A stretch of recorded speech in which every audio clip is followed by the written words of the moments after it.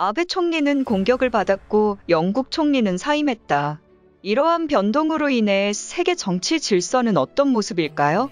유라시아 대륙 양쪽 그 두 나라, 일본과 영국에서 충격적인 일이 연달아 일어났습니다.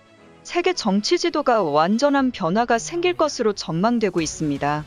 공교롭게도 두 지도자는 유럽에서의 탈피, 아시아에서의 탈피 각각 탈하입구 달구이다. 즉 고립주의 노선을 취하던 인물로 알려지면서 이번 두 충격 사태로 인해 세계적인 정치 질서가 재정리되는 게 아니냐는 분석이 나옵니다. 유라시아 대륙의 끝 두 섬나라, 일본과 영국 두 나라가 완전 난리가 난 상황입니다. 아베 신조 전 일본 총리가 총에 맞았다.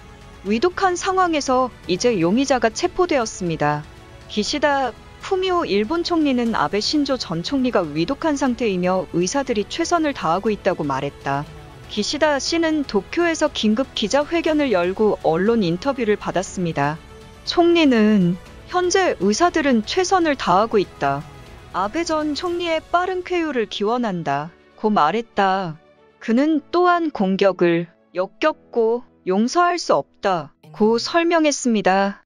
후지 뉴스의 정보에 따르면 일본 총무성 구조부는 전 총리가 중환자실에서 치료를 받고 있다고 밝혔다.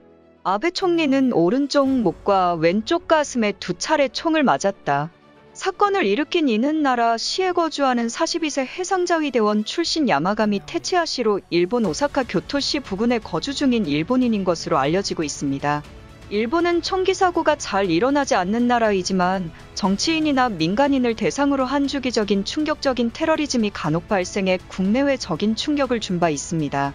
아베 총리는 일본 집권 여당의 실세로 여겨지던 인물로서 현재 참의원 선거 유세 중 피습당한 것으로 알려졌습니다. 아베 총리는 과거 한일 반도체 장비 수출 제한 화이트리스트 배제 조치를 주도한 이후로 위장성괴양 혐의로 인해 총리직에서 중도 사퇴하는 일이 벌어졌습니다.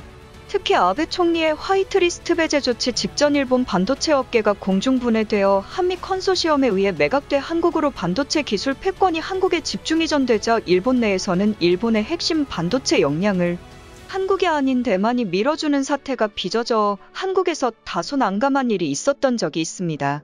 특히 군사 분야에서 일본 아베 총리는 역대 일본 총리 중 가장 혁신적인 개혁을 이뤄내려 했습니다. 특히 아베 총리는 평화헌법 개정을 통해서 일본을 보통국가화하려는 시도를 하였던 사건이 있었습니다.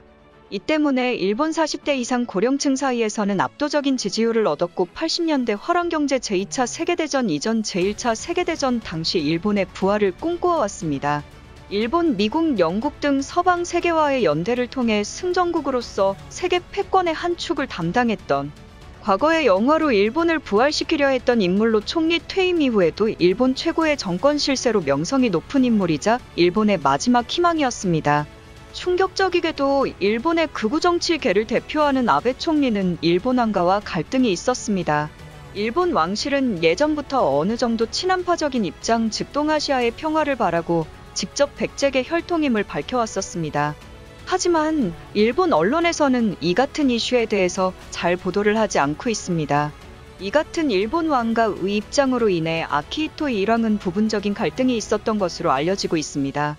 극우 행보를 취하던 일본 총리와는 달리 아키히토 전 일왕은 왕위를 자식인 나루히토에게 물려주기 직전에는 고마 신사, 즉 고구려 신사에 이례적인 참배를 하는 등 일본으로서는 최초로 한일호에 대한 아젠다, 즉 동아시아가 평화적인 연대에 나서야 한다는 정치적 입장을 은연중에 피력하는 행보를 보인 적이 있습니다.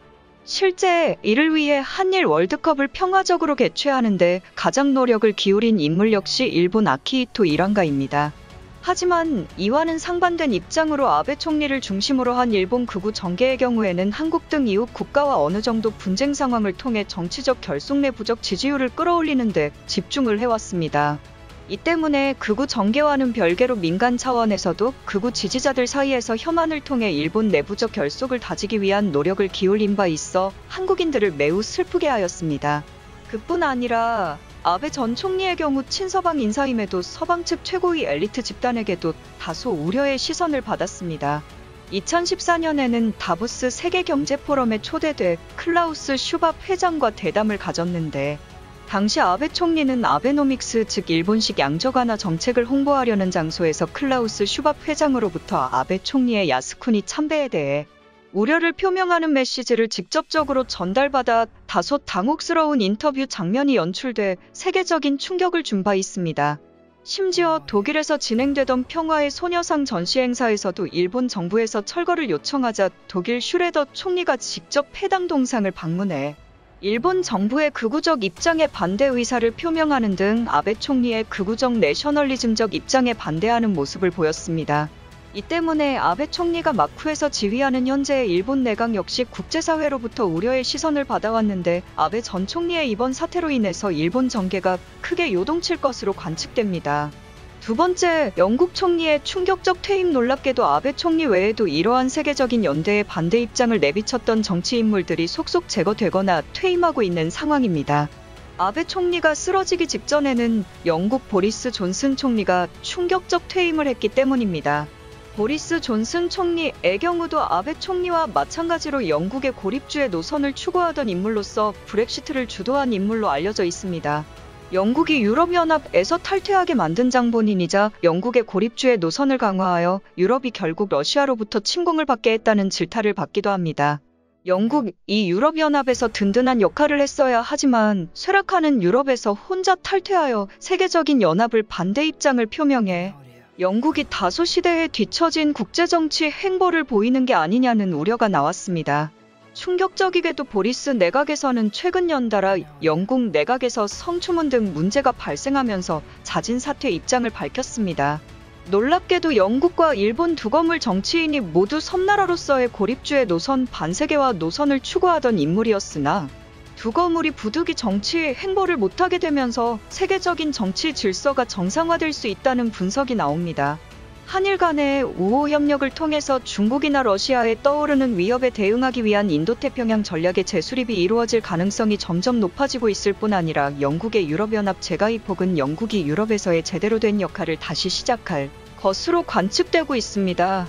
일본의 경우 기시다 내각이 현재 가동되고 있으나 아베 총리가 마쿠에서 일본 내각 지휘를 하고 있는 것으로 알려지면서 일본 내각이 여전히 아베 내각이라는 우려가 나왔습니다.